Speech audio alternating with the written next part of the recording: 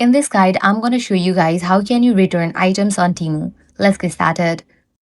Before we begin, make sure to check the return policy for your item because if the return window is closed, you won't be able to request a refund, so it's always best to act quickly. First, launch your Temu app. Make sure you have already logged into your account. Now navigate to the U page. Now click on the option Your Orders. Here you're gonna find your purchase history. Next, go to the Deliver tab where all your received items are listed. Find the item you want to return and tap on Return or Refund.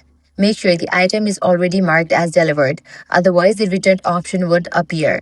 Now you will be asked to choose a reason for your return. Depending on your selection, you may also need to upload photos to show any damage or issues with the product.